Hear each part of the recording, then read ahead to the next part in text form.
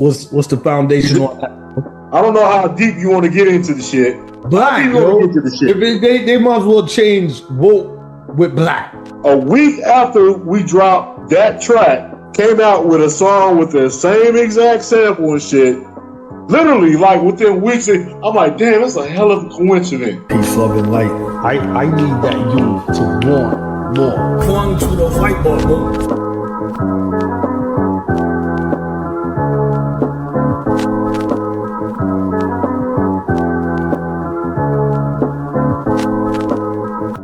Peace, love, and light.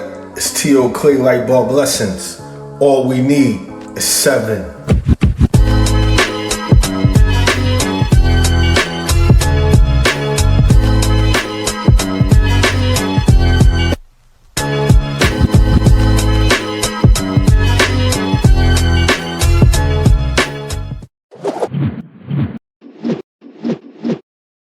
Peace. T.O. Clay Light Bulb Lessons. We up in here.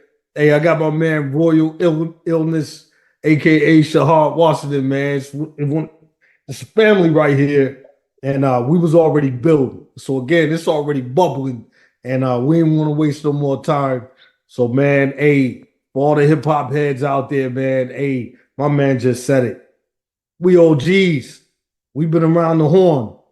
I mean, it's we ain't happy today. We're gonna keep it 100. We're not happy today, and man, it's our duty. It's our responsibility to always keep it a buck when it comes to our craft, what we love. And man, this gentleman sitting here with me, man, one of the illest producers I ever heard in my entire life, one of the illest MCs I ever heard in my entire life, all the way back to day one, is what I know as the Black Seeds.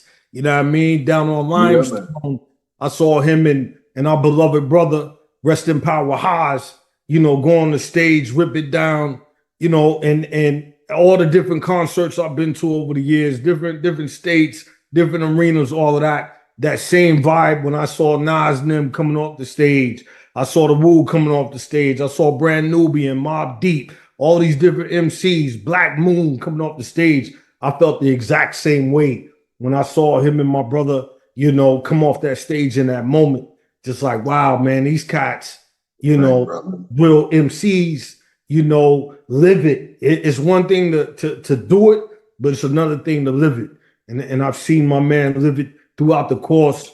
And it's a pleasure for me today, and for everybody, man, that rock with Light Bulb Lessons to have my man on here, Royal Illness. What's happening with you, bro? How you feeling? I respect, bro. Like, first off, I appreciate the beautiful, the humbling words, you know what I'm saying? Yeah. Again, me and this man right here, Neely Neal, y'all might not even know him as that. You know what I'm saying? It's T.O. Light Bulb Lessons officially on the podcast, bro. But me and this man, we 90s official, bro. Bro. You know what I'm saying? So, again, my name is Royal Illness. I'm out of Lexington, Kentucky. I'm a MC, a producer, beatsmith, word surgeon, all of that shit. You know what I'm saying? Representing the Mighty Mad Militia from the aforementioned Lexington, Kentucky. You know what I'm saying? Rest in peace, my brother Vegas Posada. Rest in peace, my brother Lee G, the Lady Killer. And again, first and foremost, I appreciate you having me on the platform. As I was telling him before, speaking to the audience, it's like platforms like this is so needed now because, as he said, we're not happy. You know what I'm saying? The state of a culture that we love and hold true has been infiltrated by people who don't have it at its best interest. The state of, because hip hop, you can call it hip hop if you want, you can call it rap, whatever label you choose to use, it's under attack, bro. Like cats that are musically and artistically talented are kind of being put, kind of to it has been put to the wayside for those who make money for the establishment by pushing ignorance. And at this point, it's not even ignorance anymore because ignorance is the state of not knowing. If you look up the definition, it'll say something to the effect of ignorance being the state of not knowing. These cats are doing this shit on purpose, which makes it stupidity. Indeed. Is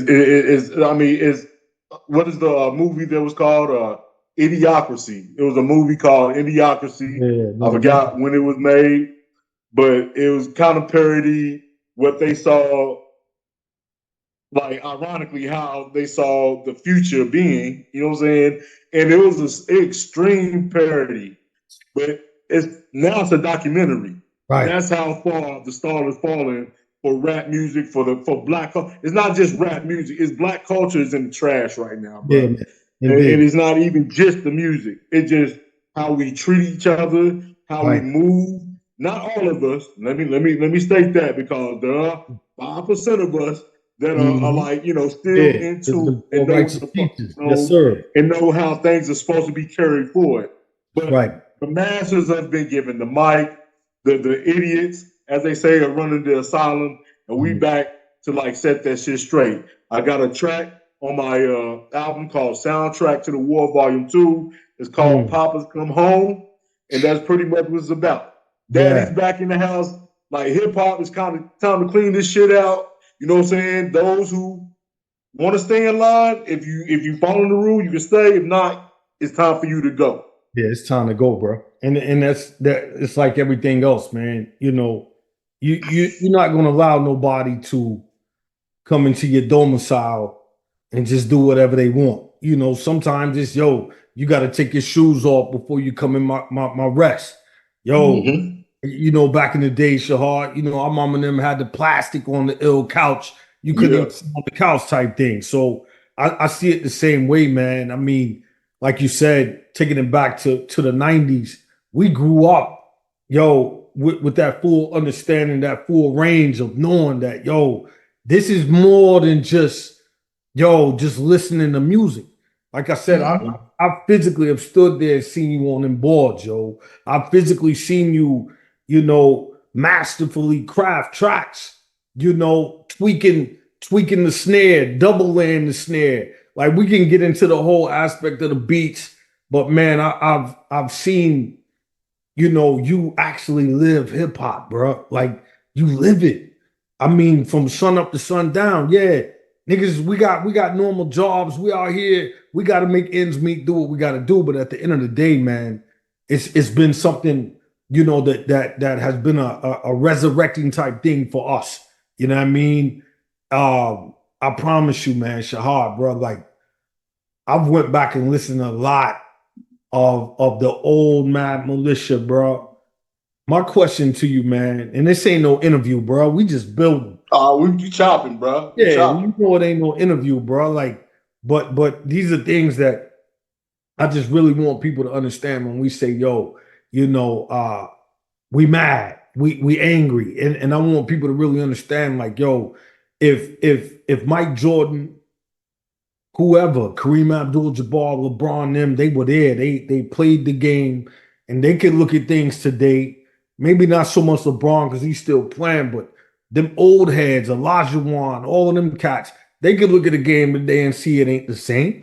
You could come down the lane today, but back then you wasn't coming in there just landing up soft against Bill Lamb and on them cats. They trying to hang you. Kind of that same resemblance, but back to what I wanted to ask you, man. Like, when did you realize, bro, that like it was more than just a hobby? Like, when you knew that, man, listen, man, this right here could take me to all the many places that you've been, rocking stages. When do you think it really started to come to that fruition for you in terms of like, I'm a real MC. I'm not just some dude just writing little raps and spitting. I'm a real MC. I'm a real beatsmith. When do you think that came around for you, yo? Well, I'm gonna be honest with you, bro. Like, I was born in 1977. Word. Like, in 1989, 1988, 1989, I was living out Murray Todd. My mother, she wrote poems and things like that. She was like real Afrocentric, and peace to mom. Like, my family thought she was like straight Black Panther. She wasn't really Black Panther per se, but like she had those principles. So I was always taught, number one, she was a poet, and so hearing her express her words, of course, as a seed, I didn't really understand what she was saying. Like, I was young, but back to what I was saying, 88, 89, I was 12 years old. And basically, my first introduction was actually my grandfather. He bought the LL Cool J I'm Bad tape, right? And it's just like I said, I'm like 12 and 13. I got a hold of that. Then he had Houdini. I forgot the name of the album and shit. So I'm like listening to LL Houdini, right? And I didn't know at the time I would be flowing and shit, because that would come, a little bit later. But what I'm saying is, my first rhyme that I know, and I still know it in my head, first rhyme that I actually wrote in my head. I think you hit mute. Yeah, my people. Yeah, you said 1989.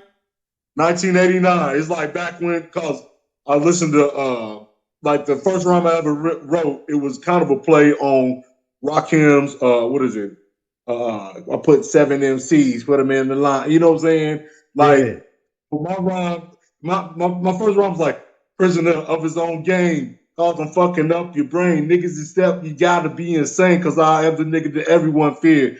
Killing suckers faster than a 6-pack of root beer. Stressing, manifesting, testing, never fessing. Don't understand why they keep guessing that I won't strike back with the high track. As a matter of fact, I attack. What is as a matter of fact, I attack? I'm showing and I'm flowing, going and I'm showing the suckers is think they pimping, but they hoeing. Kicking with baby beats, my rhyme enhancer. Smoking motherfuckers so much I get cancer. All I need is a microphone and I'm straight. Taking suckers' breath, making them hyperventilate. Then they ran again because they knew I was a black man. Began to understand like Alice, they was in Wonderland. 12 years old.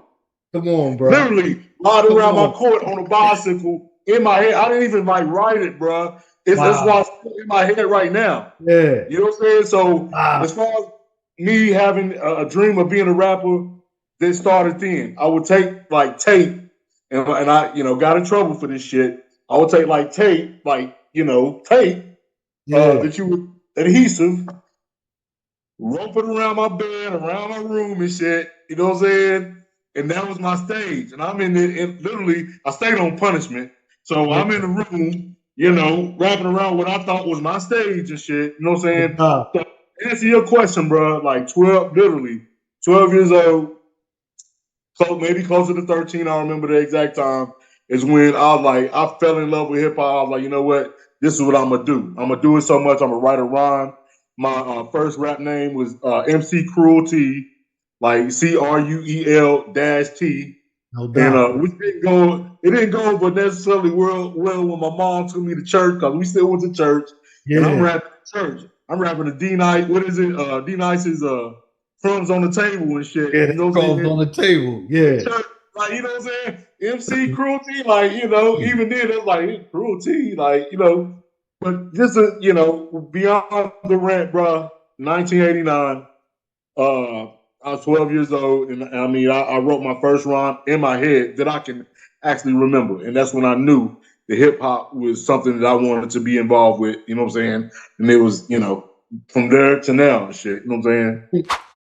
Are you tired of being stuck in your current position at work, or perhaps you're just upset about not giving your family enough time, or maybe you would like to be more productive with your time?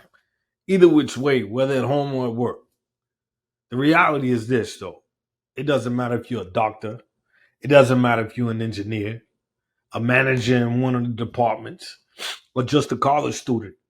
If you don't know how to maintain work-life balance, you'll end up being average at work and at home, and will eventually become a slave to your own time.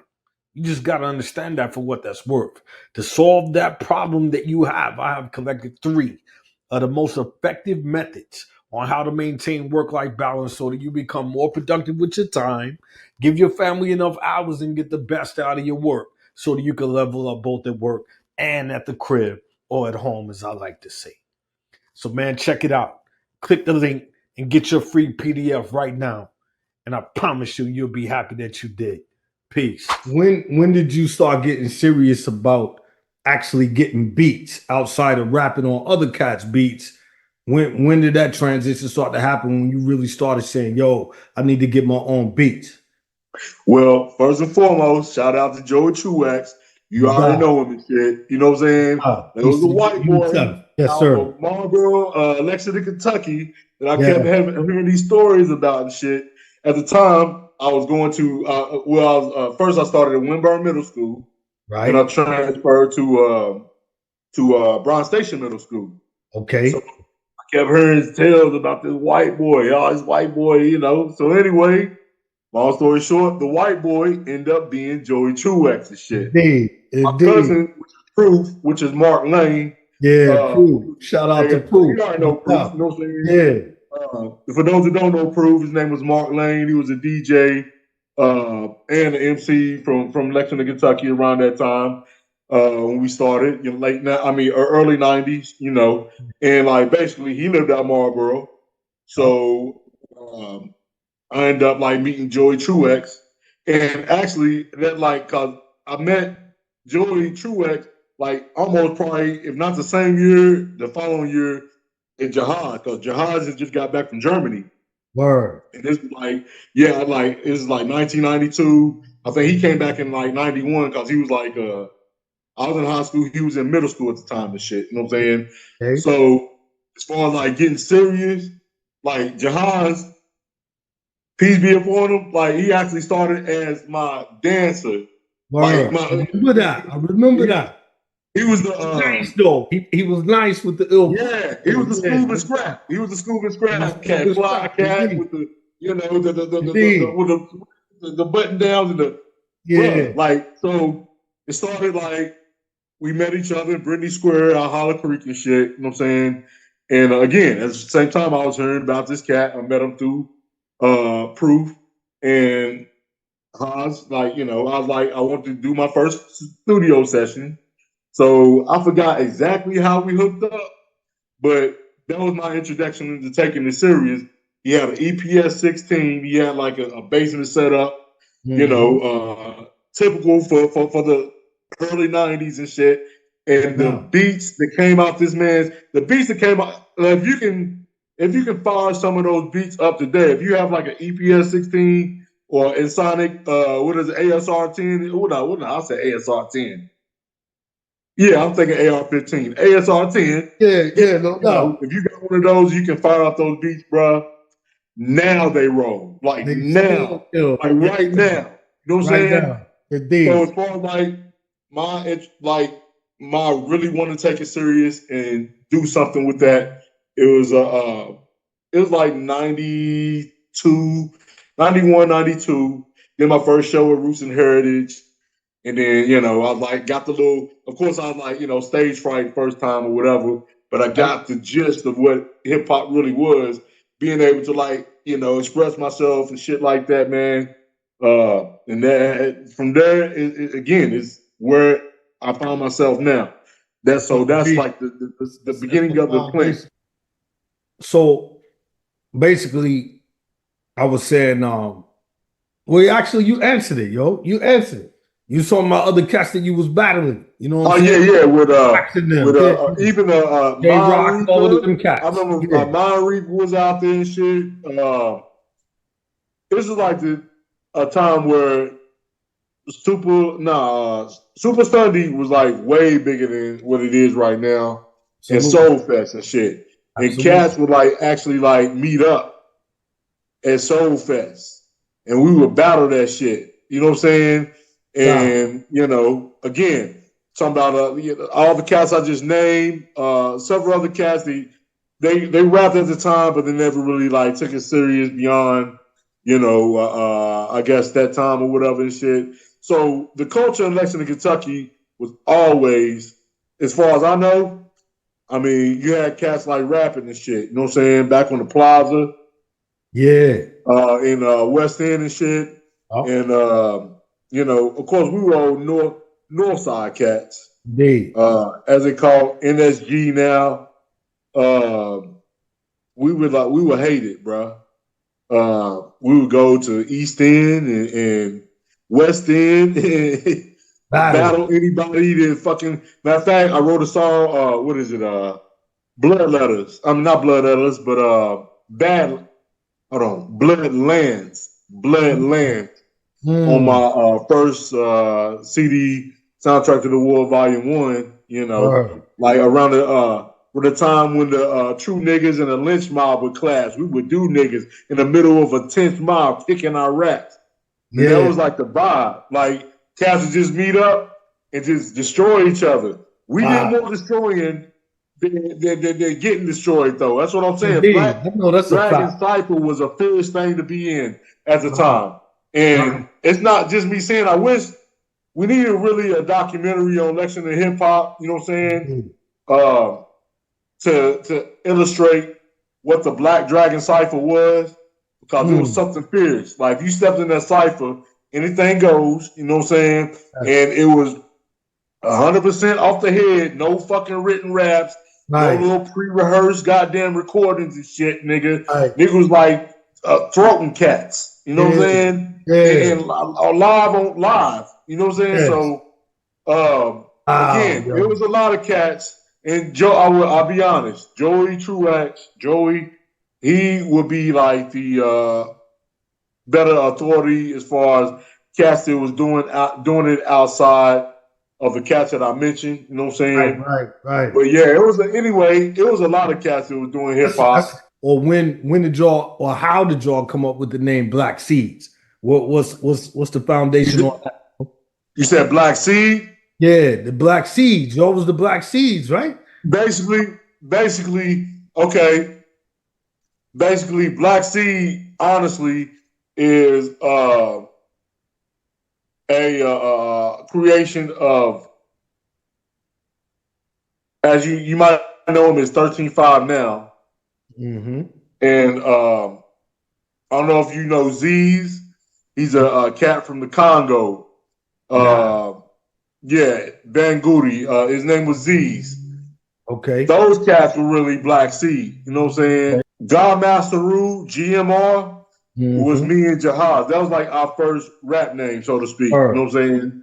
It was like Mad Militia was born, and then all of the offshoots from Mad Militia started to spread. So like Mad Militia, and then it was like Reservoir Dogs. Who was the Reservoir Dogs? Who was the Reservoir Dogs? Man, these cats were like this is the most legendary cat in my book, bro.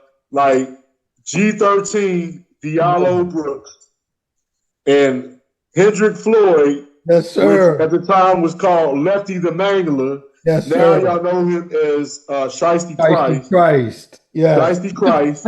I just wanted to hear you say it, yo. You know what I mean? Like, this is so legendary, yo. For anybody out here listening right now, dog, this is legendary foundational hip hop. You getting it from the God right now that, yo, he physically seen this with his own eyes. He was in the labs. He was in the ciphers. So, man, I wanted to hear you say those names. Shout out to 13.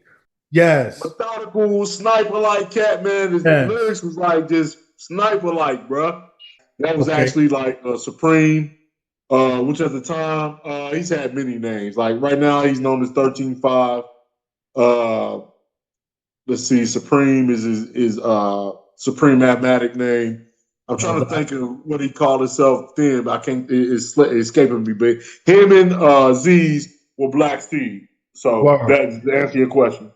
When did y'all start getting shows, yo? Like, you know, as far as I know, you say y'all performed at the Roots and the Heritage. You talking because they had the two stages, right? You got the R&B stage and then the stage closer to the downtown. Yeah. Y'all performed on right there?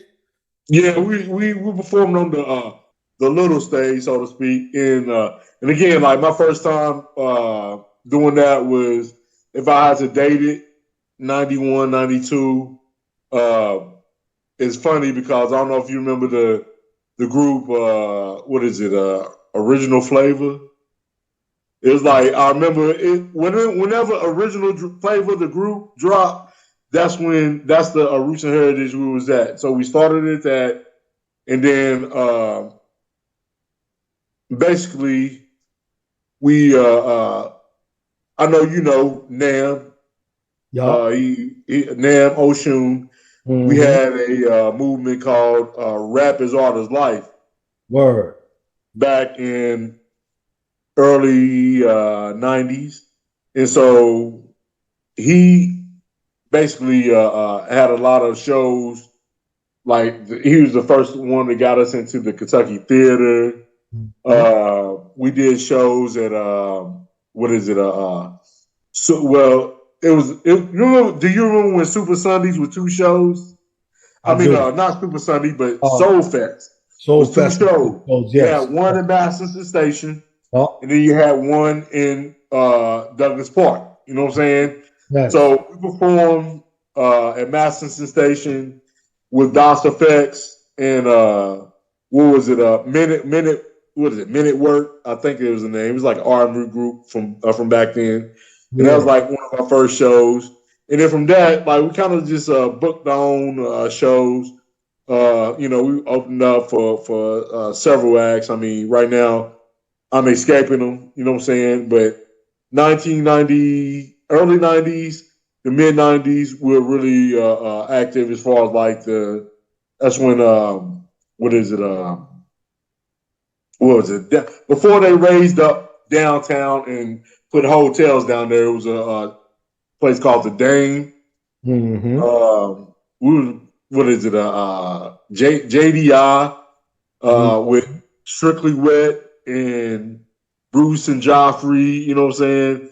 Where was like y'all's dungeon, like the headquarters where y'all was actually recording? Was y'all recording in Marlboro with you, Seth, or other spots? Yeah. Who was y'all recording at the most? Like me personally, I didn't start producing beats until like 2000, like early 2000s. Right.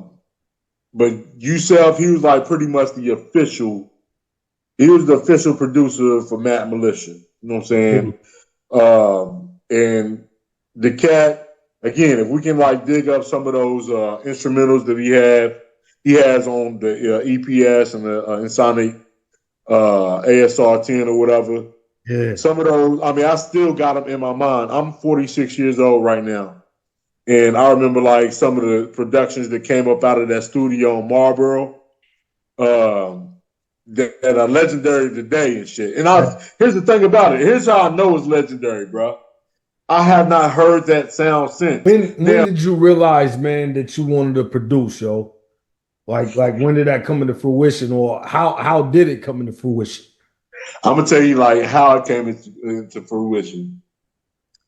Like I said, Joey Truex, he was the sole proprietor, the sole distributor of the beats that we did under the Mad Militia umbrella. Indeed. What really made me want to do my own beats, I couldn't get in, like, again, he was the supplier, but I couldn't get into his studio whenever I wanted to. You know what I'm saying? Right. He was open, like, I mean, this is back when cats would get out of school and you would just hang out for fucking 8-10 hours and shit. Like when you had that type of time to do that type of thing, you know what I'm saying? But basically I would have like thoughts in my head and, I didn't really know the ins and outs of the equipment that we were using at the time. So I would have to like sneak and watch him. Cause I'll be honest, like Joey, I love you. He was real protective. He was protective. I love you, Joey. But he wasn't really trying to like show, like his hands was quick as fuck on that EPS, and it was almost like on purpose and shit because I was trying to like learn this shit, and I won't say he didn't want the cat to know, but it was awful hard like learning, the tricks of the trade under him and shit. So anyway, I learned it longer, and again, I love you, Joey, but it's the truth though. Yeah, no doubt. Anyway, the need came because I couldn't get in the studio and all the time when I wanted to. So, and I naturally became enthralled with the beat making process and shit because it's similar to the lyric process and shit. You piecing up different, sounds, right, to make it sound good. You know what I'm saying? Lyrics. That's where like bar structure, wordplay, the words you use, you know what I'm saying?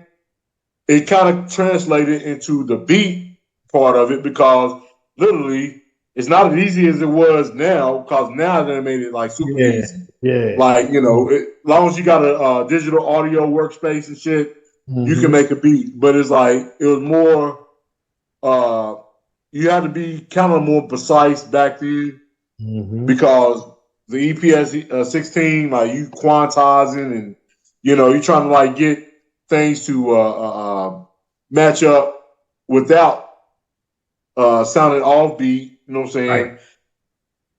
But also, at the same time, you want that swing though. You want that grittiness. You don't want it to be robotic. Right. You want that, you want a certain level, at least I do as a producer, you want a certain level of, let's see, what can I say? Imperfection. Yeah, I would say. freedom. You know what I'm saying? That freedom of the track. You know what I mean? Yeah, it's like it's got to swing. It can't be like robotic or computerized shit. Yeah, yeah. So basically, just to answer the question, producing became a very big thing with me once I realized, number one, I didn't have 100% access to the studio.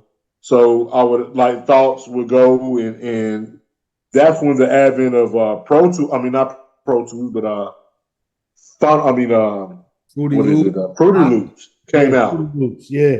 And like once Cat got the Fruity Loops and shit, it was like, man, I remember it's over. Like I went to Irk's crib out there off of Alumni. You know what I'm talking about?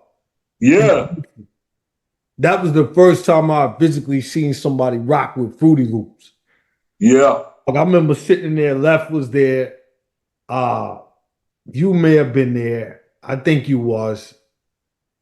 I think that's when Katz was working on You Believing in That? It's Black Jesus. It's Black Jesus. It was around that era. You talking about Black Jesus? Yeah, bro.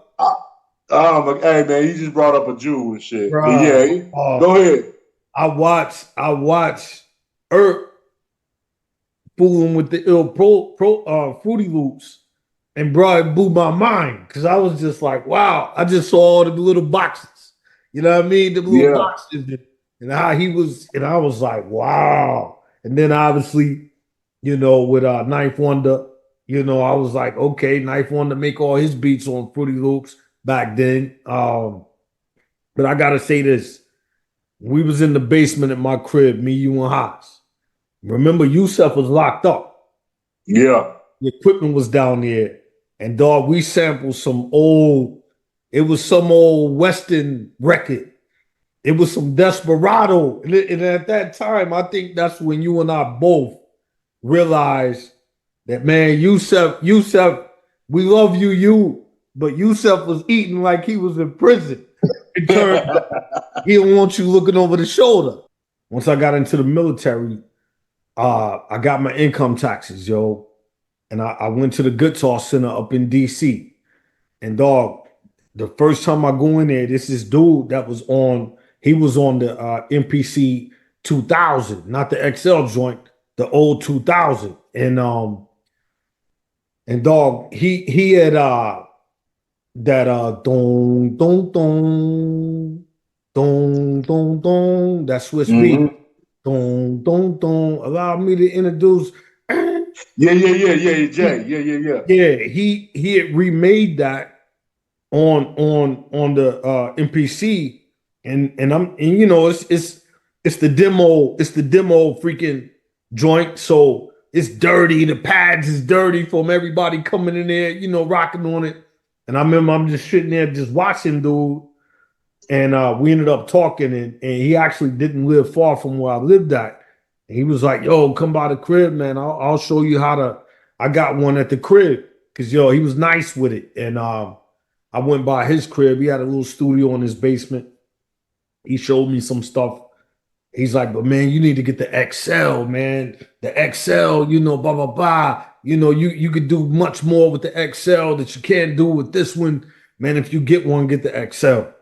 And man, I took my tax money, went up in that joint. I bought it. It was already had the pre-outs on the back, all of that, man. Had extra RAM. I ain't know what I was doing with it, but I just kept playing with it, you know, and like you said, man, Shahar, man, it's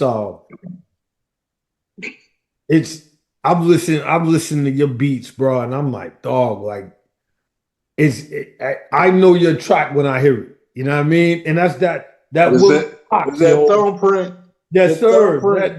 That Willie Fox. Cause I got the old CD right here, man. This CD. Um, I got all of these old CDs down here in the lab. And you probably can't see it, but that joint say new as of June the 11th, 2008.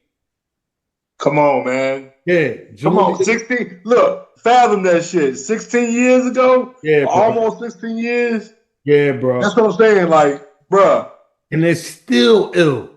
Still, Again, I mean, like, iller than anything we hearing right now. You in the A right now, right? Yeah, bruh. We look, man.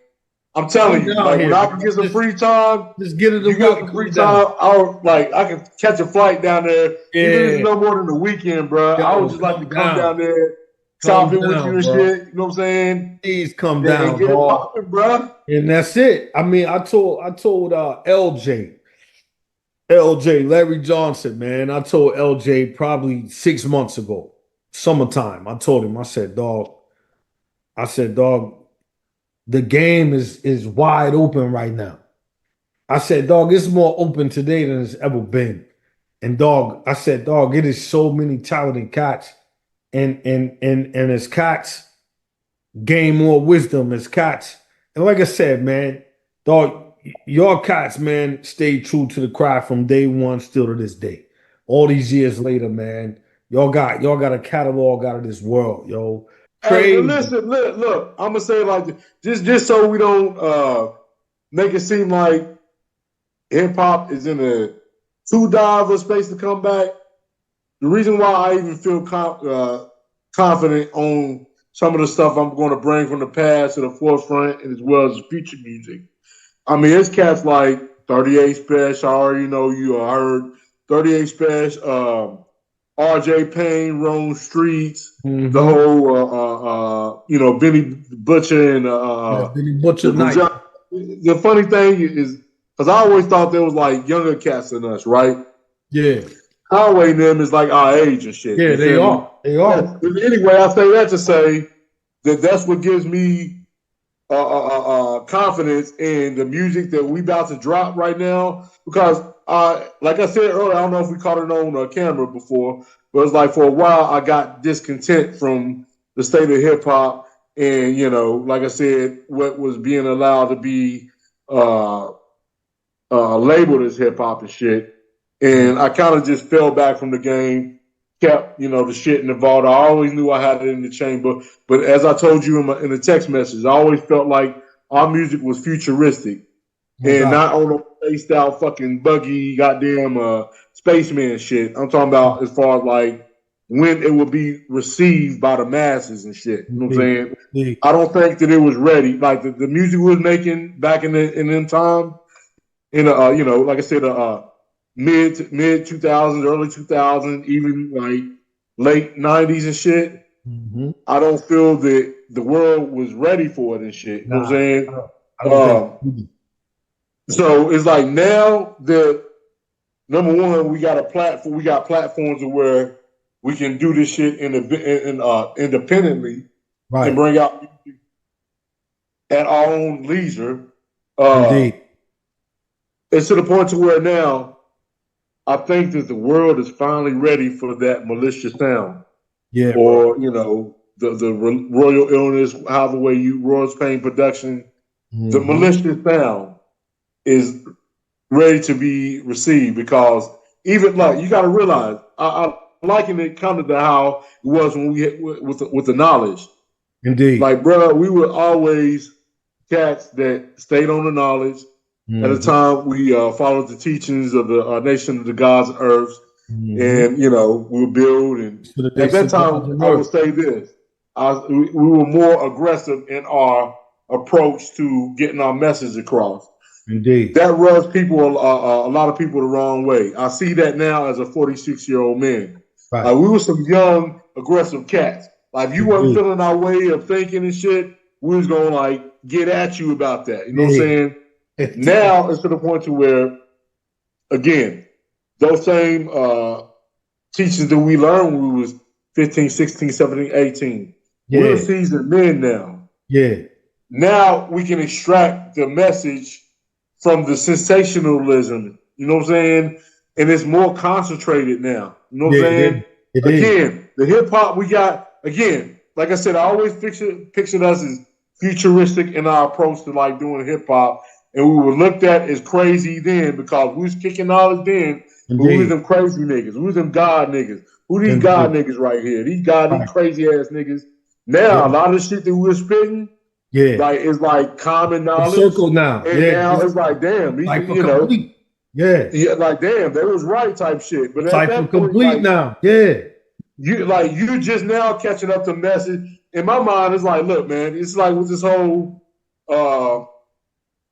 they call it woke, and I hate it. I hate that because they have co-opted the term woke. Yeah, they co-opted. We never really called it woke. We called it conscious. Yeah, being conscious. Indeed. And that's all being conscious is being aware of your surroundings in all facets of life and shit. You know what I'm saying? Now they've done taken that term and turned it into woke, which means you're being overly sensitive or overly sensitive to like, I don't know how deep you want to get into the shit, but it's like to everything that black. Get to the shit? They might as well change woke with black. You know what I mean? Like that's another way of saying you're a nigga and shit. Yeah, that's another way of saying we don't have black consciousness. Is all it is. Right. That's why I say when it comes to like now, we always had our party. I don't know if we got this talked about this already on camera, but in the 90s, we had our party and bullshit. Yes. Mm-hmm. We had people that were considered less skillful, but they were like kind of looked at as sideshows. Never really taken serious. Right. You know, okay, Flavor Flav, he got a song, and we know he knows joke, all of that. Dancing around with the clock on his neck and shit. Right, we didn't really take him serious. But now, those type of cats, these court jester cats, now they got the whole mic, bro. Now they are the ones in the forefront. And cats like me and you, the underground, is truly underground. That's what a distinction has to be made. This whole Sexy Red and with these little I call it whore hop, like whores, like whore. It's not hip hop, it's whore hop. Now you rapping about your WAP and everything like that and shit. Crazy. It's whore hop. It's crazy, bro. There was a lane with that even when we was teenagers. Like we had women like, I don't know if you remember MC Choice. Yeah, like the female rapper that came out like dissing everybody. Yeah, you little motherfucker and all this old shit. You know, so we always had that element. Okay, so let's not pretend like it just sprouted up overnight. But the thing is, they were looked at as a sideshow. Indeed, it was like nothing to really be taken serious. It's like, okay, you're a subgenre of a main genre. Now they done made the as I call it, the whore hop and the stupidity rap, idiot rap, you know. Now that's like that controls the whole, like cats like me and you is like you won't hear that on the radio, man. If you ain't talking about your pussy or some baby mama, no, not just some baby mama, somebody else's baby mama. Yeah. You can't make a song about the woman you in a relationship with. It's got to be, I fuck your woman, or I fuck. It's just degenerate shit, man.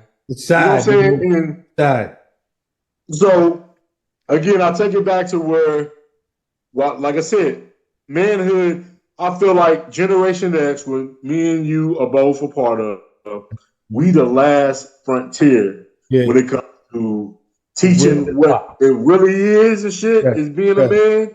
as to where now is heading to and shit. If we don't voice our voices now, it's going to. I feel like manhood in the black community is going to be washed to the wayside, bro. So I feel too, yo. I mean, word is born. Like that's the light bulb lesson right there. That's what light bulb lessons is. Every word that just came out of your mouth, family. That's light bulb lessons. And for me personally, that's I'll never shy away from real hip hop. You know, even in the coaching space, man. It's like even throughout the whole time in the military, man. You know, I noticed even years listening to your music, man, listening to different tracks that you had on YouTube, all the way back as far as MySpace and all of that. You was always speaking the science. You know what I'm saying? And as we both know,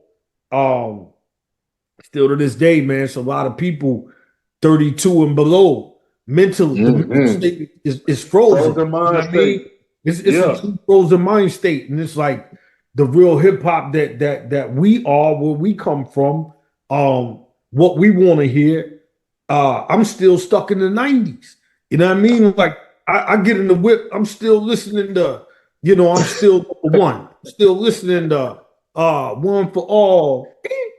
It's all for one. Bro, me too. Don't feel bad.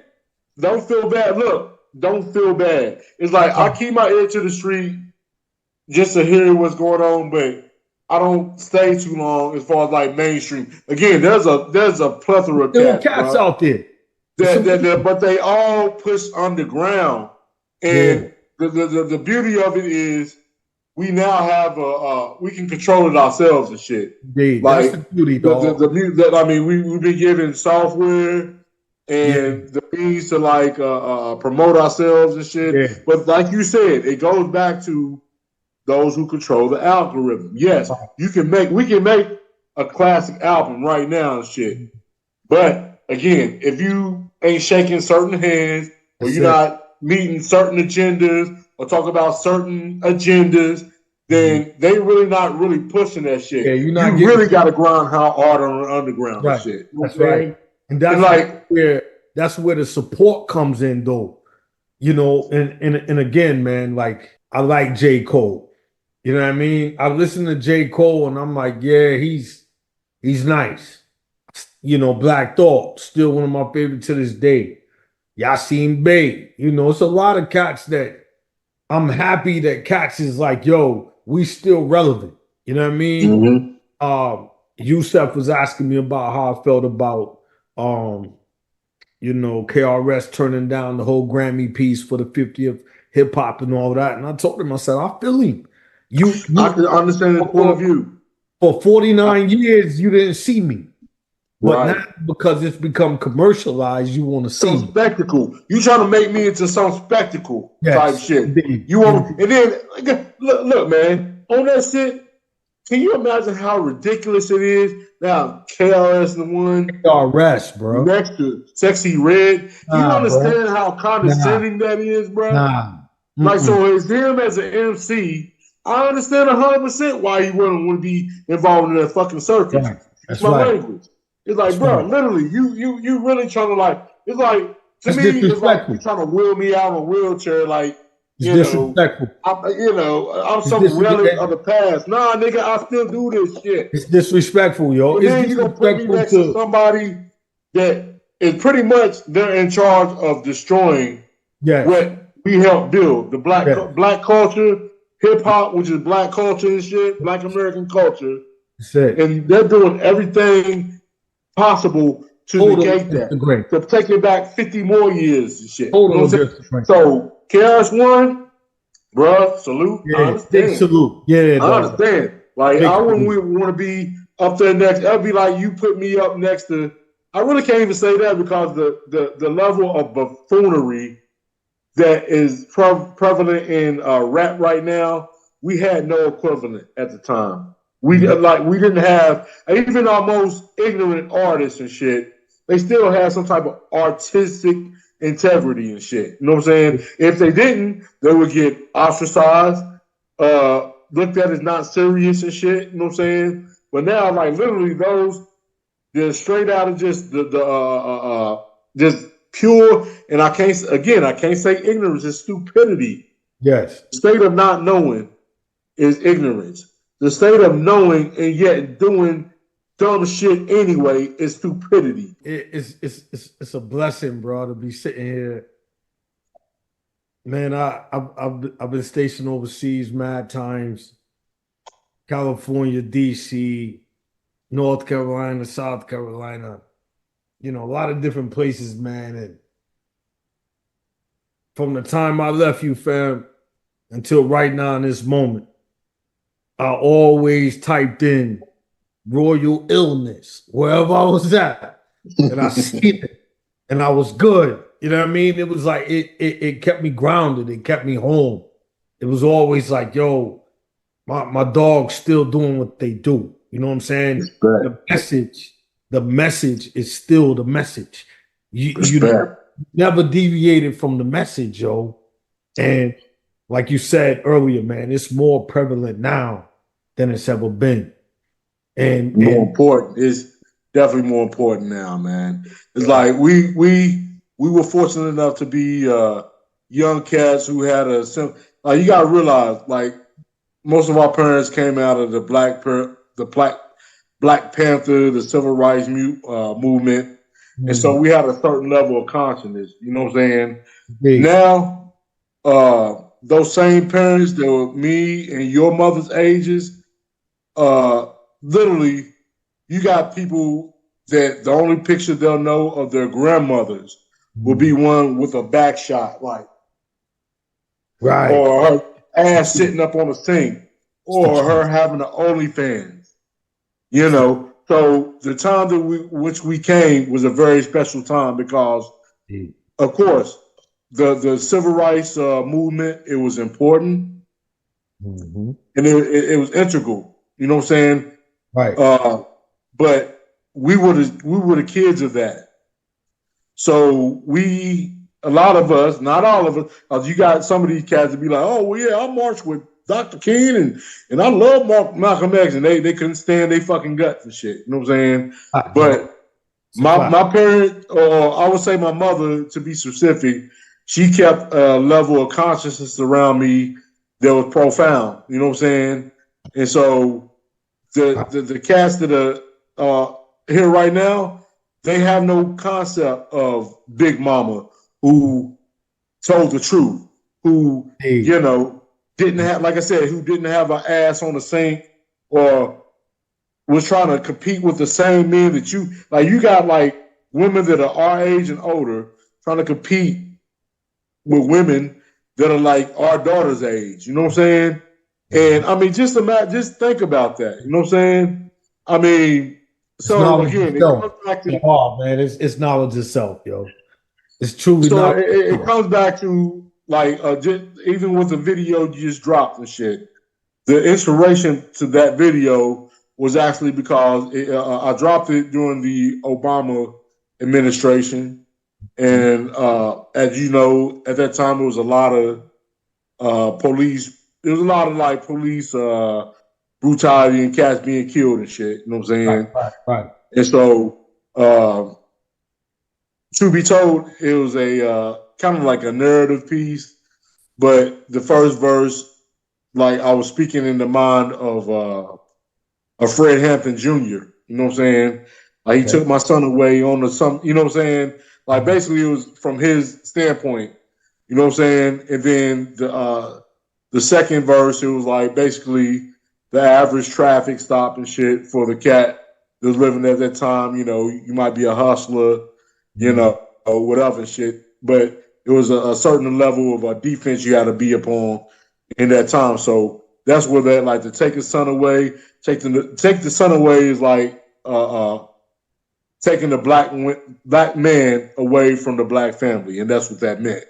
Yeah. So basically, that song was like inspired by, you know, just knowing that, because you got to think about it.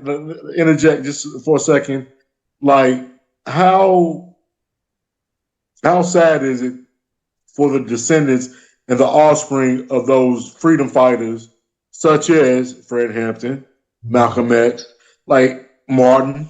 Like how should their kids feel that their parents were their lives were pretty much taken in vain, given how the black community is right now and shit. You know what I'm saying? Right. Like literally. And so, like when I thought about that video and think like it's kind of like like I said, we're the last of an era to be. We're the last of the the in-betweens between black pride, black power, as stated by our parents and things like that. We the bridge between black power and my booty hole brown. And I'm gonna your man and I'm gonna give me some dick tonight. It's like damn.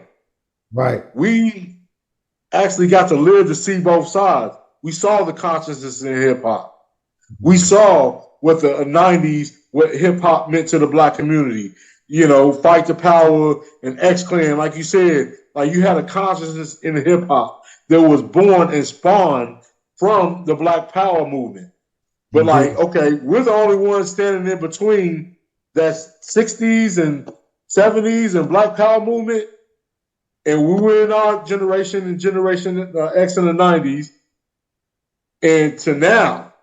So that's why I say, if we don't say something now, it might be lost forever. Like we ain't getting this shit back. You know what I'm saying? And it's to the point to where now, even if we're not able to save the ones that are too far gone and shit, let's try to get at the ones who we can reach. You know what I'm saying? Even if that be 5% out of 100 people and shit. You know what I'm saying? It's got to be a certain level of consciousness that's maintained in our culture. Without us, if not, we'll be non-existent, bro. Put it like that. And I don't say that as like some type of shock value and shit. I'm talking about literally those great people, such as the Black American people who came up with jazz, came up with hip hop, who George Washington Carver and all our inventors, Carter G. Woodson and all this shit. You feel me? We the last storytellers that bridge the gap between the old world, so to speak, as opposed to like being black and proud and shit. As it is, I don't give a damn what I look like. Like I don't give it, like right now, I don't even think black people like black people. But generally speaking, I'm not talking about like the outliers like me and you. And there are cats that are young cats, your son's age and things like that. They know something twisted with this reality. So it's not like it's non-existent, but it just, like I said, the idiots then got the mic now. And, that's just what it is and shit. They've been able to speak and they've had the mic for about a better part of about 20 years now and shit. You know what I'm saying? We talking so about, you gotta shift that shit, man. Indeed. Man, we talking about Willie Esco, Nas Escobar, the Cisco Kid, godson to Little Nas X. Like, man, bro, like, come on, I mean, come on, the man. disrespect is like in your face. Like, come on, bro. Like, there's no regulation. It's like, there's so many other things to get regulated out here on a day-to-day basis, but I don't want my son seeing that, bro. You know what I mean? Nah, bro. As a good parent, you shouldn't want your son that shit. Come on, man. I don't want my son. I just don't. Like, his preferences is his preference. He do whatever he do. But when it's being crammed down the throat of these young youth, it is crazy, bro. You know what I mean? And it's you gotta think about it. A lot of these cats that are being promoted, they don't really even have organic, true grassroots fan bases.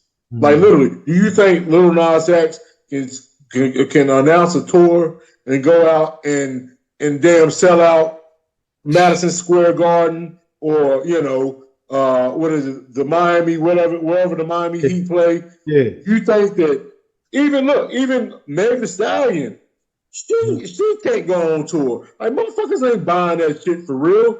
But it's just being broadcast. I mean, yes, you do have a certain amount of people that do love that shit. You know what I'm saying? And they love the ignorance involved.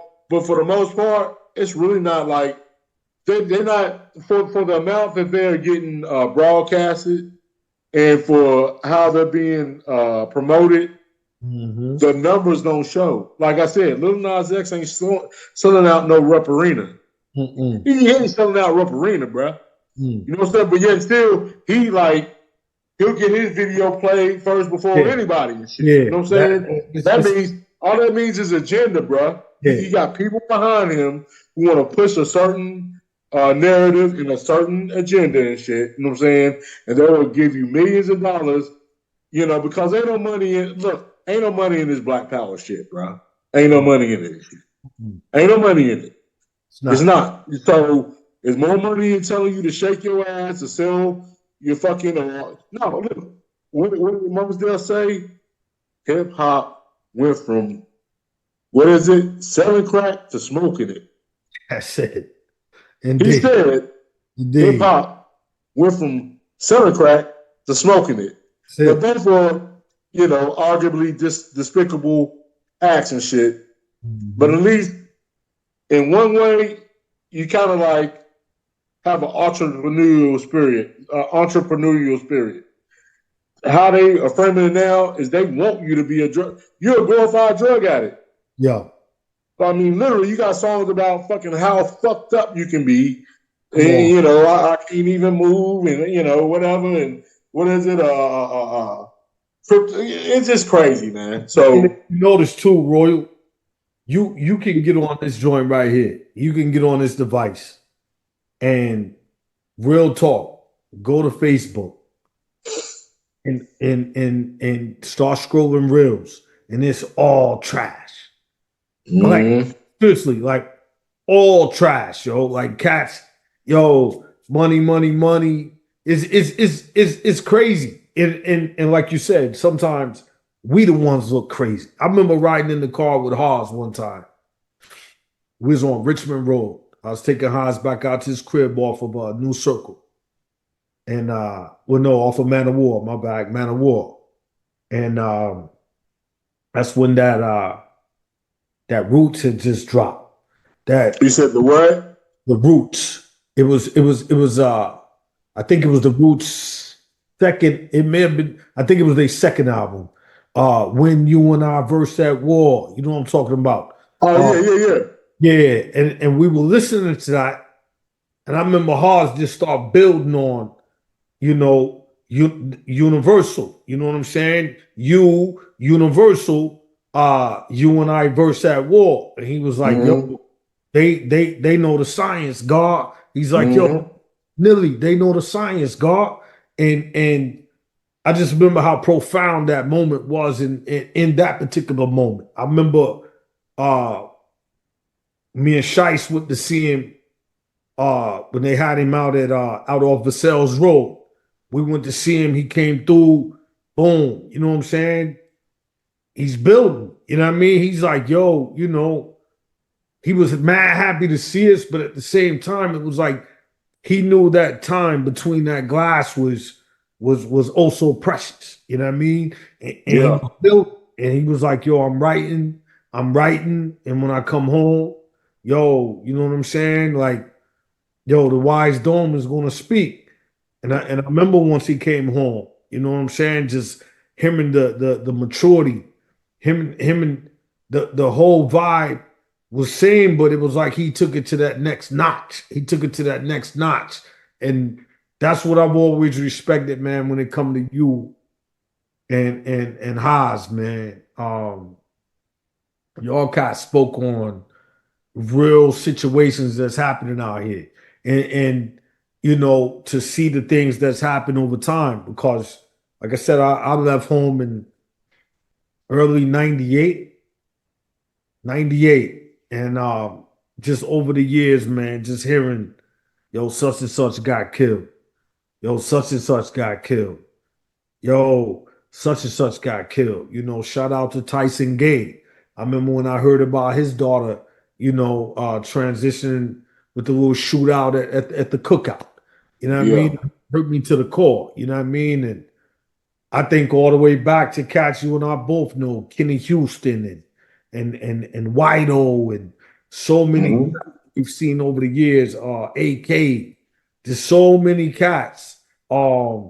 Julio, Gore, little brother, so many cats, man. And it's like always found it, you know, uh, for me personally, a blessing within me that I knew if I ever put on a Royal Illness record, if I ever put on a Haas record, Shiesty, I know Shiest was rocking with Cunning Linguist, shout out to Cunning Linguist, them cats. But I knew, man, traditionally, yo, it goes way deeper than just rap. You know what I mean? It's real poetry. It's real, you know, uh, real life. And when I look at that video, yo, I'm like, man, wow. I feel that vibe. Like, yo, if we don't say it, who will? You know what I mean? And just like in sports, you got cats in the industry now so hard that they scared to say something. You know what I mean? It's like, yo, Nah, bro. I can't mess up my bag. I can't speak out on this atrocity that I'm seeing right here in my face. And it's like, Right. like you said, in respect to the ancestors, in respect to those forefathers that paved that way through jazz music, Miles Davis, John Coltrane, all of them cats had consciousness, bro. They was Mm-hmm. to what was going on around them, starting all the way back to the Chitlin circuit. Or, you got James Brown, one of the most mega stars to ever live on this universe, starting from the Chitlin circuit. Couldn't eat in certain restaurants, on Mm-hmm. stage. We saw when he quieted the crowd when Martin Luther King got shot and they was about to start rioting up in Boston. And he got on the mic and said, yo, Dr. King wouldn't want us to go crazy. He wouldn't want us to come together. You know what I'm saying? Come together for the Mm-hmm. cause. So I've always looked at hip hop, like you said, it in terms of culture, it's culture of freedom. That's the way I see Mm-hmm. it. And the culture that we see it right now is not freedom. Freedom is death. It's freedom of death. And Yes. like we're like, it's to the point now to where people are actually choosing death. Mm-hmm. Like, for instance, if you roll up on the average, teenager and you start speaking knowledge, so to Mm-hmm. speak, man, they don't want to hear that shit, man. Indeed. But like, uh, song about my op, this whole with the drill rap and all this shit, man. Like that's what's hot right now. Like literally, that's what niggas ain't hearing no fighting the power, fight the fuck. What? It's crazy. That's how they beat the fuck. That's crazy. Like I ain't fighting nothing. Nah, I'm gonna fight these ops. But I'm we gonna know, smoke on fill in the blank pack. That yeah, type of shit. You feel me? right, I'm gonna fuck your bitch. yeah, I'm going. Look again. I'm not here to be self righteous and indeed. damn. Like we didn't have our party bullshit. Let's be honest. Yeah, we did. NWA was the beginning. It was like I won't say it's the beginning of the gangster rap, but it was like integral in gangster Like rap mainstream, mentality. yes. I They mean, we are they IC. they mainstreamed that shit. You Yeah, feel they me? did. And that was They, under our watch. yes, That was yes, under. But the thing is, for NWA, we had a public enemy. that's right. We had like literally, we had Rakim Mm, or even Tupac. Like in his younger days, dude come was on, mad. Dude was mad revolutionary. come on. He They didn't claim him at start a because he Bible. didn't start off I sleep I get around type shit. He He didn't. started off with Soldier Story. Yeah, You know he's what I'm saying? just Like because so, he but the thing said is, now people if you contrast that shit, there's nobody there's no righteous equivalent or counterpart to a Glorilla or what is it, Polo G or whoever the hell you want to think of right now, shit. There's no righteous counterpart to it and shit. You feel me? Right. It's all just all ignorant, no, all stupidity or nothing. Mm-hmm. Like to the point to where if you come out and you try to like teach somebody something, it's so nigga, man. Like even if you can be young, you can be of their age range and shit. They don't want to hear that shit, man. And the thing is that's by design. Okay, listen. Like with fast food. Okay, look, people who don't like to eat vegetables and shit like that or fruit. I literally I know a young cat that he's like, I'm allergic to fruit and vegetables and shit. I know it's bullshit. No, it's not that you're allergic to it. It's because just like hip hop, like if you go to McDonald's every day and you eating all this preservatives and all these fucked up foods and it's not really even food, you develop a taste for it to the point to where once somebody introduces real food to your ass, it's nasty. Right. I don't want no vegetables and shit. Right. That's the same way with hip hop. It's like, I don't look Sexy Red. You know what I'm saying? I don't want no fucking vegetables. I don't want to listen to no Mos Def. I don't want to whoever the equivalent is to Ahmadiyya. You know what I mean? Lady Ball. You know what I mean? I want this preservative food. I want this shit with salt, loaded with salt, and I want it loaded with preservatives. And I don't want no fucking tomato. I don't want no regular. I don't want to eat a carrot. I don't want to eat vegetables. I want this fucking big, greasy, sloppy Big Mac with fucking all the bad shit.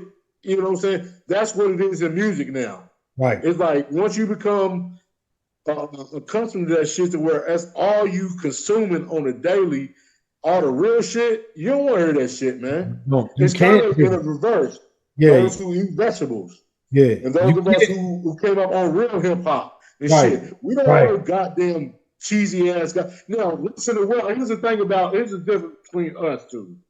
Like us, okay, if we used to eating the good foods and listening to the good music and shit, every now and then we still might want a good greasy cheeseburger and shit. Indeed.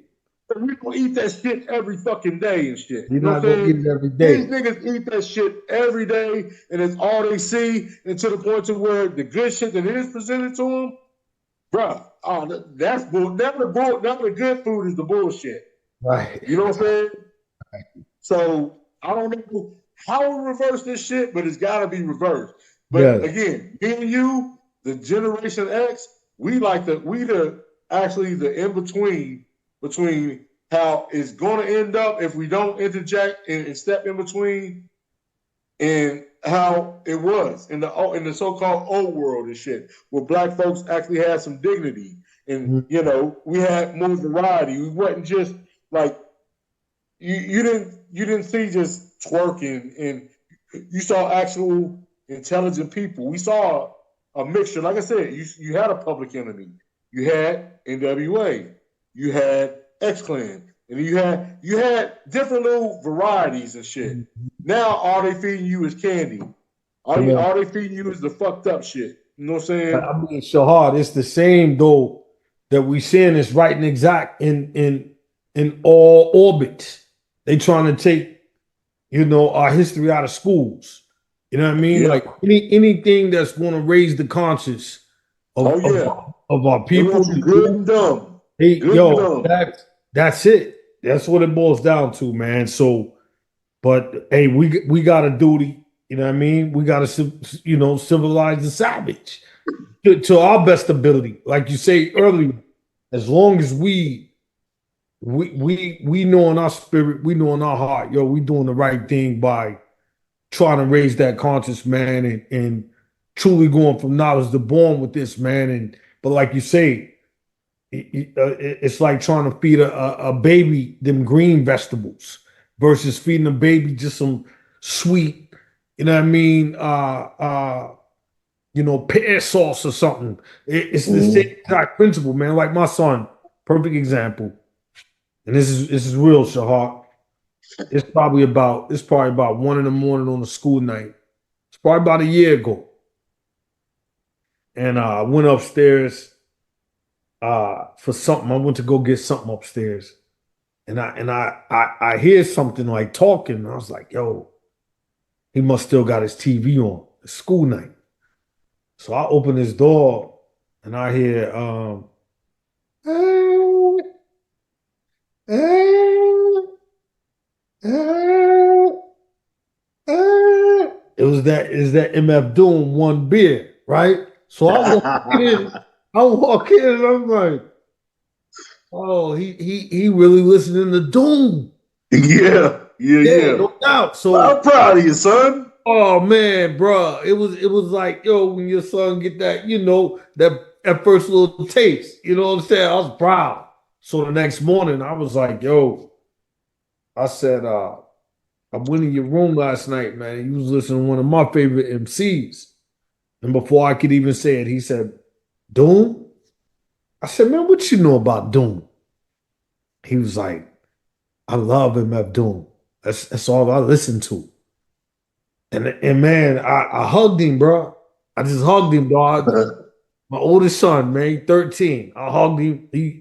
He 14 now, but I hugged him, man. I said, dog, that's real hip hop. And I said, and I remember that cat before he became Doom. I remember that cat when he was with KMD. Yeah. KMD. You know what I'm saying? And I said, and they had a little joint that came out that was okay. I said, but he went back in the catacombs and metamorphed himself. Yeah, he rebranded, he recreated. And I said, yo, and now he's the illest rapper's favorite rapper. Yeah.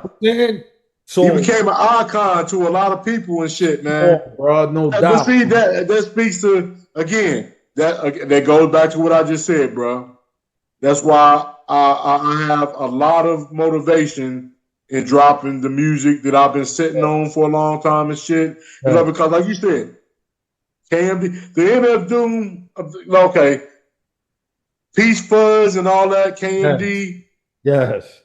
And that wasn't MF Doom. MF Doom that was himself. That was Jester. I mean, at that point, it's like KMD was like a flash in the pan. It was Jester.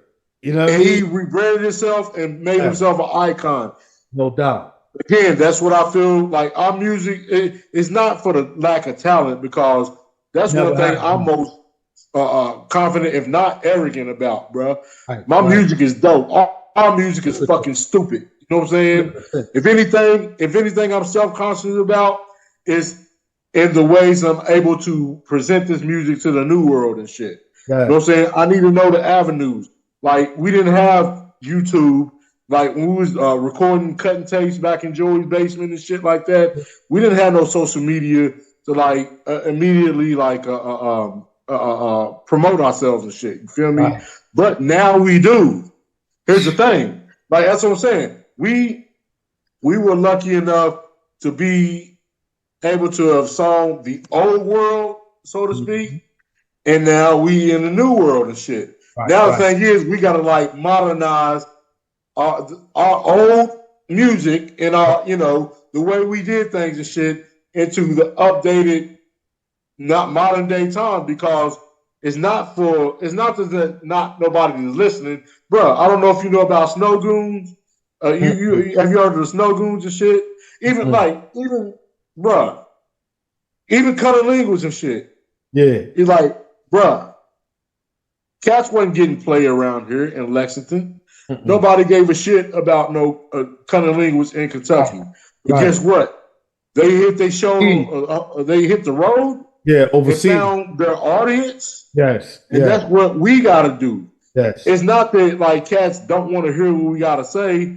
It's just that we marketing to the wrong people in a lot of cases and shit. That's it, bro. That's it. You know what I'm saying? Like we're more in demand, arguably now than ever before. And just like we got to reach our audience and shit. And they are out there. They out there, bro. I'm telling you, they out there, bro. Like over in Japan, they only like underground.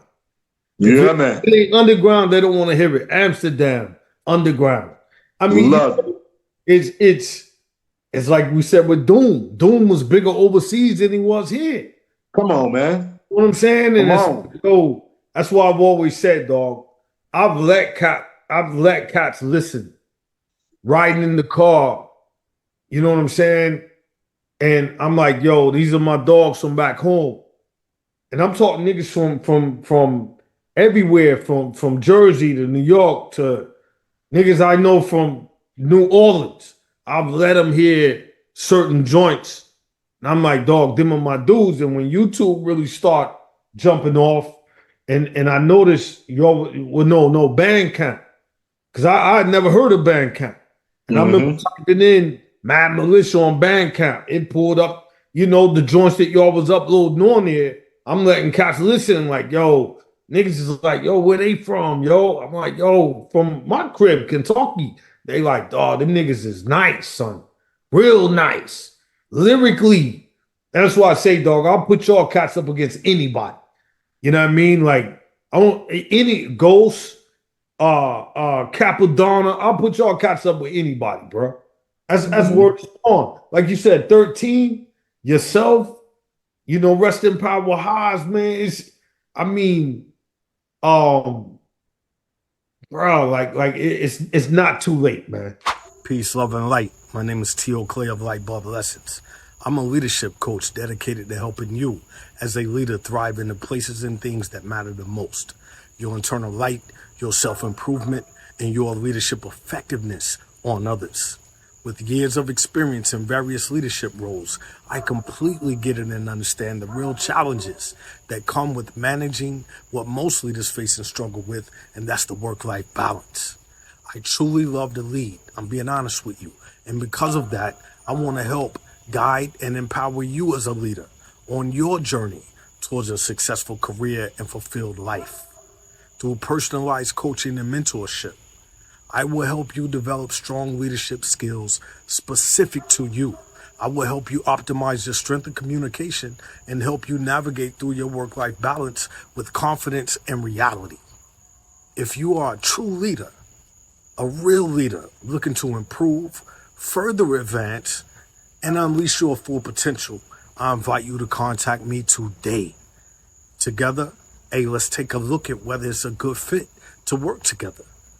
Remember, your experience, skills, and willingness to improve are valuable assets that can make a significant impact in your profession and career, as well as your community. Contact me now, and let's take that leadership to the very next level. Peace. This dude right here, man, is one of my Marine partners.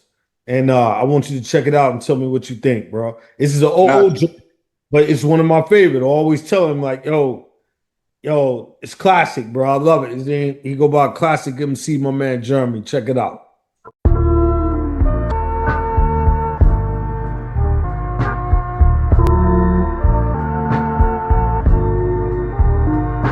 If you ain't living with a purpose, then you tripping, nigga.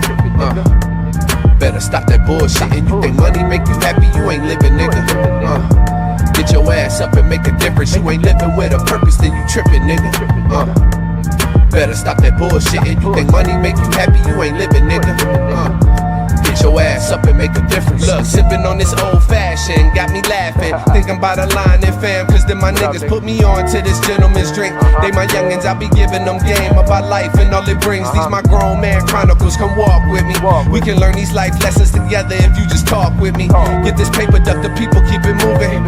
You ain't walking, how you talking, who you fooling? Watch me go off, I show off like I'm Static Select. I don't need nobody manage my rhymes, manage my debt. I'm talking dollar bills, y'all. Only time they feel y'all. Living in the upside down, he'll go to will call. Tryna roll a 7-Eleven to get to heaven. Ooh, that's how you crap out. Niggas leave your dap out.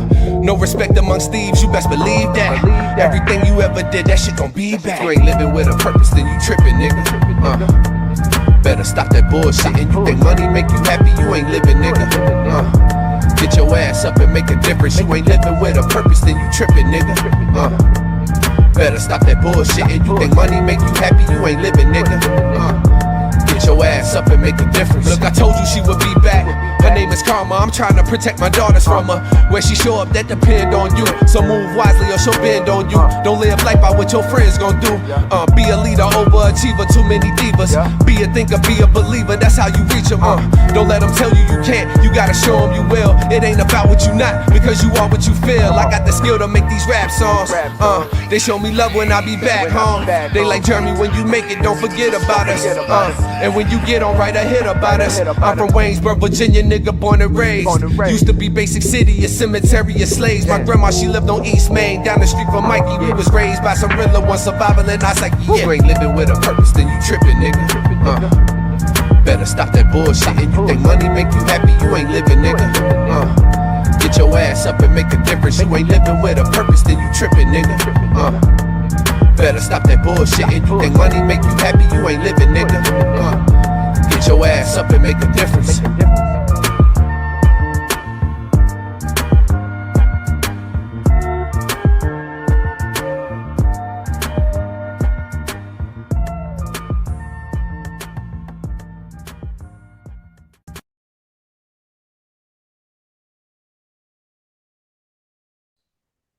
And dog, he done dropped like his newest album is called Welcome to Virginia. It's dope, man. Like I listened to it, got a lot, it's heavily sampled. But we talked about the same thing. He's like, yo, man, if you ain't talking about that bullshit, like it's like it ain't showing you no love, man. And bro. But he's always doing shows though. He's always doing shows. And he say, man, that's where I get my bread, man. He's opened up for Devin the Dude. Him and Devin the Dude, real cool. So Devin the Dude still getting out doing little shows. He hit him like, yo, come open for me. So he getting his little bread, but he got a full-time job. He a school teacher now out in Arizona. And shout out to that cat, man, because I know all about it, bro. Like it's because you got it's videos out there now. Little young cats ain't never heard of EPMD, never heard of so many different artists, never heard of A-Ball,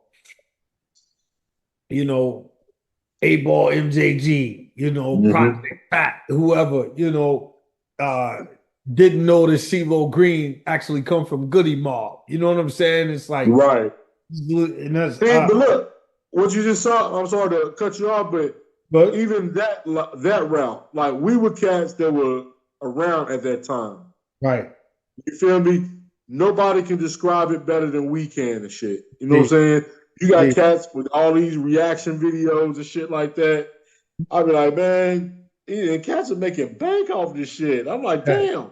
Is that all you, like literally, I remember the day I bought Illmatic and I walked down the cut corners and I cut the little plastic off the tape and I put it in my Walkman and I was walking from South Limestone to Hollow Creek. I remember that shit. You know what I'm saying? I won't open it, Royal. It's still sealed. I'm not gonna open it. It's gonna appreciate, bro. Collector's item, yo. My daughter. It's gonna appreciate. Yeah. My daughter bought it for me for Christmas, man, last year, and she was like, "Dad, I know what this means to you." And I told her, I said, "Man, dog, come on, man. Like these joints on here, bro, is like." As much as I love this, I also knew in my heart, though, but my niggas is just as ill. You know what I mean? Of course. That's how I always felt. Always was like, yo. We always felt it as a peer. I mean, we are peers, bro. Indeed. Like, we come from the same fucking cloth. You know what I'm saying? Right. So, of course, while I'm definitely a Nas fan, I'm definitely a fan, and everybody that was legendary in that age, I always felt us as being peers. We're not none of them. It's just they got the shine. I mean, they got the opportunity. You know what I'm saying? So, and then I've always looked at, I say this all the time, bro. Just like what I said with the Illmatic and how I remember going into Cut Corner Records and buying a CD and cutting it off with my razor that I kept in my mouth. By the way, razor face. You know what I'm saying? I cut them out and throwing it in my Walkman and walking from South Limestone cut corners to Hollow Creek, listening to Nas's Illmatic. It's more than just the music to me. Music represents photo albums to me. I remember where I was in certain time. I remember like certain track, like bruh, I remember that what is it? We call it Killers Ain't Pretty. Right before you left out to wherever you went into the military and shit, we went to that studio. I think it was in like Winchester or some shit like that. You know what I'm saying? Yes. And we dropped that track with me, you, Lefty, and G13 called Killers Ain't Pretty. That was because I remember. Look, this is how much I remember, bro. This is how much I remember. Because you had you was going to the military. You had to rip cheese and shit. You know what I'm saying? You bought the river and you was like, hey man, and you have to take something from Kentucky on your way to the military. And I remember all the shit. We was in that studio and we dropped that track and shit. And I still have that track. If you don't have that track, I still have it to these days. But I say that to say, I'm about to like bounce here in a second and shit. But I say that to say, music is more than just music to me. It represents a time in my life. It's like literally a musical photo album. I remember cats being there. I remember where we was and all that shit, man. So that's the power of music right there, bro. Seriously. You know what I'm saying? So I don't know much more, what else to say. We got a lot. That's the thing about it. Inshallah, we live to see tomorrow and the next day and the next day.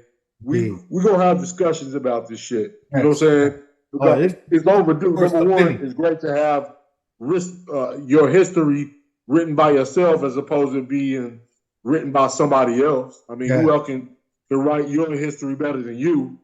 So we need to just build more, you know what I'm saying? Bro. Get on the podcast. And like I said, we'll definitely be chopping it more in the future and shit. Yeah, bro. Hey, man. Well, listen, bro. I appreciate you stopping through. It's definitely, man, you know, won't be the last. We got so much more to build about, so much more to talk about. Definitely. I remember being in that space with you that day, and it was actually about Don Drake. You know, I remember. It was in the verse. Yeah. Do you have that track? Do you have it? I'm sure I do on one of these CDs in here. I'm sure. I got it. Like I can literally send it to you and shit. Yeah. You feel me? I remember your 16 on there was meant the most to me. You know, I appreciate it, bro. Mad love to everybody else that laced it. I know 13 laced it. But I remember you said, I can't lie, I started whimpering.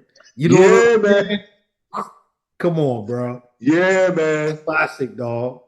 Definite, bro. Classic. I remember that day. Again, it's more than just the music. I remember that day. Indeed. I remember being in your car and like with the River Rat cheese in the back seat. And then we walking in the damn studio. And nigga, I remember the shit, man. And then, again, that's the power. That's how much like hip hop to me. It represents milestones, certain different like. Because I was in my 20s at that point. You know what I'm saying? Right. 46 years old right now. Right. But that ties me to that time and shit, bro. I can like pull that song. Like again, I can like send it to you.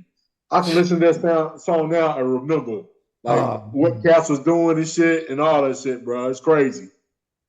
Wow. Hey, bro, I love you, man. We're gonna keep this build moving. We got work to do, man, and definitely. I'm just glad that we planted the seed tonight, bro. Thank you for your time. Thank you for stopping through, and we're gonna build, man. We will build. I love you too, big bro, man. Hey, we got a lot to talk about. I got a lot of music about to smack niggas like Daffy Duck, gonna blow niggas' beaks off and all that shit, bro. We got it coming, bro. That's peace. Hey, man. Hey, for everybody checking us out, love y'all out there, man. We always say peace.